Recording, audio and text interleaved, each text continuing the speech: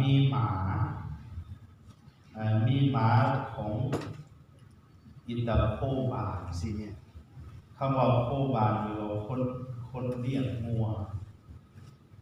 อิตาโคบาเราเลี้ยงงัวแม่นมอยู่500 ตัวแล้วเรามีหมาตัวผู้ตัวหนึ่งเป็นแต่แพงหมาตัวนึงเราเลยเรียกไว้ในการต่อมานี่พระปัจเจกพุทธเจ้าพระปัจเจกโควันได้ว่าบิณฑบาตอยู่เพื่อนอิตาโคบาบิณฑบาตแล้วเพิ่นก็ถวายอาหารบิณฑบาต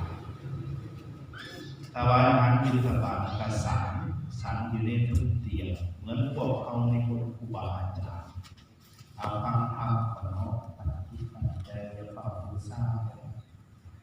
ฟังธรรมเพื่อเป็นแบบของการทำบุญอันดีงามตั้งใจฟังธรรมมันจะเป็นกุศลสวดมนต์ทำความเลื่อมใสเป็นบุญตั้งใจฟังธรรมเป็นกุศลเอาได้ทำบุญได้ทำกุศลจึงเป็นผลของประเสริฐทีนี้ได้มาบิณฑบาตอยู่เพื่อนกับโคบาแล้วก็นางสันอยู่ทึ่งเตียงแล้วหมาตัวนั้นมันก็มานอนเฝ้าพระปัจเจกโคนี่ก็เลยเอาอาหารที่เหลือจากสันบิณฑบาต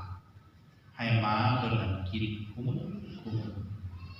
หมาเป็นสัตว์ที่กตัญญู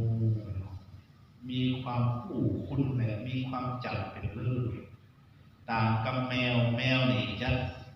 เป็นลักษณะแห่งความกตัญญูและมีความจำสัตย์แมวเมื่ออยากจะมาสีแขนสีขาทูหน้าทูหลังแล้วก็ห้องแมวเมื่อได้กินแล้วอีพ่อหนีไปเพื่อกับบริวารและก็คอยจำผู้ที่จะเป็นเจ้าของแต่หมาหนีเขาเลี้ยงจากไปเป็น5 ปี6 ปีกลับขึ้นมาดีใจและเต้นหมาจึงเป็นสัญลักษณ์แห่งความกตัญญูแต่ว่าแมวนี่เป็นสัญลักษณ์แห่งความอกตัญญูมีความจำสัตย์มักความสะอาดแต่เห็นความเปื้อนบอนใดงามบอนใดนุ่มๆนวลๆมันไปนอนแล้วมันก็ขี่ใส่พ่อเจ้าของก็ต้องเมียนเวลาพอจะว่าอะไรเนาะก็คือว่าเลยจะกล่าวเรื่องที่สู่ฟังคือ หลังจากที่เรียกที่เอาอาหารให้กินทุกวันเพิ่นไปบิณฑบาตให้เพื่อนอิตาโคบาตลอด1 พรรษาหมาตัวนี้ก็ใหญ่ขึ้นมากก็เกิดความหักความแพงในพระปัจเจกโคนี่เวลาอิตาโคบาไปนิมนต์พระปัจเจกโคมาฉันบิณฑบาตอยู่ที่เรือนเมื่อใดกับหมาตัวนี้ก็ไปนะหมาตัวนี้มันก็แลนออกไปก่อนไปฮอดกุฏิของพระปัจเจกโคอยู่ที่ป่าอยู่ที่วัดป่ามันก็เฮางง2-3 ป่าพระปัจเจกโคก็ฮู้ว่าโอ้บัดนี้เวลาบิณฑบาตทานโคบาได้มานิมนต์เฮาแล้วก็นุ่งผ้าสบงส้มจีวรก็ตามไปเมื่อใดอิตาโคบาเท่าโคบาเราบ่มีเวลากระส่งหมาไปบอกว่าไปนิมนต์พระปัจเจกโคหมามันก็แล่นไปกับไปหามุกพระปัจเจกโคก็ตามหลังมันหมาตัวนั้นหมานี่ก็เกิดความหักความคุ้นเคยวันหนึ่งพระปัจเจกโคอยากลองว่าหมานี่จะมีความสื่อสัตย์และผูกพันเท่าใดวันหนึ่งก็เลยเห็นยางไปทางอื่นหมาก็แล่นไปเห่าลัดหนาเพิ่นก็ยังเอาขาขึ้นไปหมามันก็ไปขาดจีวรดึงขึ้นมาสวนทางอยู่ตลอดทั้ง3 หมานี่ก็ใหญ่ขึ้นเนาะเกิดความหักความเห่าด้วยความเหลื่อม จนออกพรรษาฮอดการกฐินพระปัจเจกโพได้ลาเท่าองค์บาว่าจะเดินทางไปเฮ็ดผากฐินอยู่ที่วัดอื่นอยู่ที่เมืองอื่นเพิ่นก็ขอว่าให้เฮ็ดในเมืองนี้พระปัจเจกโพบอกว่าเฮ็ดบ่ได้ต้องอาศัยสงฆ์เพิ่นก็ลากันไปในขณะที่เพิ่นไปส่งพระปัจเจกโพเดินทางไปสู่ที่เมืองอื่นวัดป่าเมืองอื่นหมามันก็ไปนำด้วยความเคารพความเลื่อมใสศรัทธาในพระปัจเจกโพเฮาด้วยความเลื่อมใสศรัทธาในขณะที่เพิ่นจากไปน่ะคือสั่งลากันพระปัจเจกโพก็เหาะไปทางอากาศในขณะที่เพิ่นวิตส่วนตาก็คือหลับตาไปหมานี่ด้วยความหักความเลื่อมใสศรัทธาในพระปัจเจกโพก็สิ้นใจตายด้วยจิตอันเป็นกุศลดีงามเฮาด้วยความเลื่อมใสศรัทธาตายปั๊บพ้นจากความเป็นสัตว์เดรัจฉานไปเกิดเป็นเทวบุตรในสวรรค์สันตาวติชื่อว่าโคสักกะมีนางเทพอักษร 1,000 เป็นบริวารไปอุบัติพุทธขึ้นให้ภาษารัตนภาษาสูง12 โยชน์ไปเกิดเป็นเทวบุตรในสวรรค์มีเสียงอันมวลแม่และก็ดังก้องกังวานเวลาเพิ่นกระซิบเสียงใส่เทวดาอื่นเสียงดังไปถึง16 โยชน์บ่ต้องเว้าเรื่องที่เพิ่นเว้าโดยปกติเสียงของเพิ่นเว้าปกติในสวรรค์เสียงเว้าซื่อๆดังกวงถึงเทพพญานครสันตวติอันมีความกว้างถึง 10,000 โยชน์จึงได้ชื่อว่าโคสกะเทพบุตรแต่ว่าไปเกิดอยู่ในสวรรค์สันตวติก็บ่โดนเพราะหมดอาหาร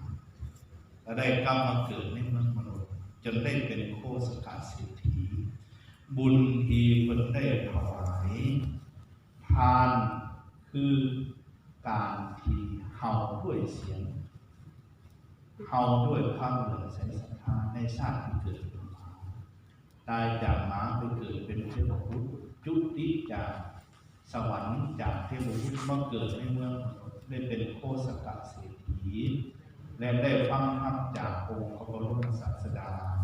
อรหันตสัมมาสัมพุทธเจ้าของเฮาได้บรรลุธรรมเป็นพระโสดาบันจึงได้สร้างวัดชื่อว่าโคสิตารามที่เมืองเวสาลีหรือว่าเมืองไผ่สาลีขออภัยอยู่ที่เมืองของพระเจ้าอุเทนอยู่ที่เมืองของพระเจ้าอุเทนแล้วก็ได้ฟังธรรมได้บรรลุธรรมอันนี้บุญกุศลที่ถวายเทียนแต่เสียงธรรมด้วยความเลื่อมใสศรัทธาเพราะฉะนั้นบุญกุศลที่พวกเราทั้งหลายกระทำสัตว์ทั้งหลายกระทำบ่สูญเปล่าความดีงามก็ดีความชั่วซ่าก็ดีกรรมอันชั่วกรรมอันดีกระทำแล้วบ่เสื่อมสูญกระทำแล้วมีผลเพราะฉะนั้นจึงให้ภาคเพียรพยายามความดีนี่ต้องภาคเพียรพยายามทำเป็นอย่างจริงต้องภาคเพียรพยายามเพราะจิตที่จะทำให้ยินดีในการทำความดีมันยากแต่จิตที่ยินดีในความชั่วมันง่ายการกระทำชั่วกระทำได้ง่ายแต่คนดีการทำชั่วได้ยากการทำดีได้ง่ายสำหรับคนชั่วการทำดีได้ยากการทำชั่วได้ง่ายถ้าเมื่อใดจิตใจของเรายินดีในสิ่งที่ชั่วยินดีในสิ่งที่เป็นโทษเมื่อนั้นเฮากับจิตของเฮาชีวิตของเฮากำลังไหลไปสู่ทางแห่งธรรมไหลไปสู่สิ่งอันเป็นบาปความดีจริงต้องภาคเพียรพยายามพุทธาภาคเพียรเพื่อให้ความดีนั้นยังคงอยู่ความดีนั้นเพิ่มขึ้นบุญกุศลกรรมดีงามก็ดีกรรมชั่วก็ดีทั้งหลายก็ดีพ พระพุทธเจ้าได้ทรงตรัสรู้ธรรมสั่งสอนธรรมว่าดีให้ผลเป็นสุขชั่วให้ผลเป็นทุกข์เพราะฉะนั้นจึงหลีกเว้นสิ่งที่ชั่วเพราะจะเป็นผลก่อทุกข์เกิดร้อนให้ภาคเพียรเพิ่มพูนตั้งแต่สิ่งที่ดีงามเพราะให้ผลเป็นสุขให้ผลอันน่ายินดีพวกเราทั้งหลายอดทนสู่ซนมาเห็นเบียดเห็นการเห็นงานเมื่อยวันนั้นกลับมาไหวพระสู่นมมันทำคุณงามความดีแต่ละสิ่งอดเอาทนเอากิเลสนี่มันมีเหตุผลหลายยิ่งเจริญเท่าใดเหตุผลมันแห่งหลายเหตุผลของกิเลสเหตุผลต่างๆฆ่าหันติดทุลาไปก็ได้เป็นจังสันเป็นจังสี่มันมีเหตุผลยกขึ้นมาอ่านเพราะฉะนั้นต้องบอกมันสอนมันหามันมีเหตุผลอ้างเพื่อจะบ่อยากมาทำความดีห้ายมันลดกิเลสห้ายกิเลสได้ด่ากิเลสได้แต่อย่าเป็นด่าคนอื่นอย่าไปวางคนอื่นอย่าไปปล่อยคนอื่นแต่ว่าห้ายกิเลสได้ปล่อยกิเลสได้เวลาจะทำคุณงามความดีกิเลสมันอย่าไปมื้อนี้ฆ่ามื้อนี้เป็นนั่นมื้อนี้เป็นนี่ห้ายมันได้สอนตัวเองได้ผู้อื่นผู้ใดจะสอนได้พอตัวเขาสอนเขาเองความมีสติความภาคเพียรพยายามนั่นแหละเขาจะสอนใจของเขาเองทุกสิ่งทุกอย่างมีใจเป็นสำคัญคนโบราณจะว่าใจประสงค์แบบการดงกวาโถ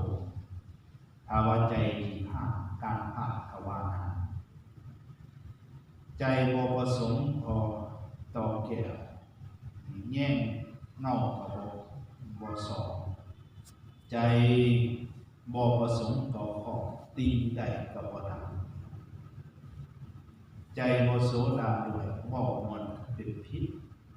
ใจบ่โสดาบ่เว้าดีกับว่าหายเพราะฉะนั้นอยู่น้ำใจเราเป็นทุกข์เป็นปัญหาหายอดใจบางคนทุกข์ยอดคิดยอดใจไปยึดถือมันเป็นทุกข์ไปคิดที่นั่นความลดเป็นแต่น้ำเลือดเดียวก็เป็นทุกข์เพราะฉะนั้นสอนคิดสอนใจตัวเองได้พออนุโมทนาบุญกุศลคนให้ทำให้บุญจะเริ่มตั้งคือเรื่องอายุมันพันยืนสุขภาพความดีโชคดีมีไซให้มีแต่ความเจริญออกมามีขึ้นไปในกุศลในสิ่ง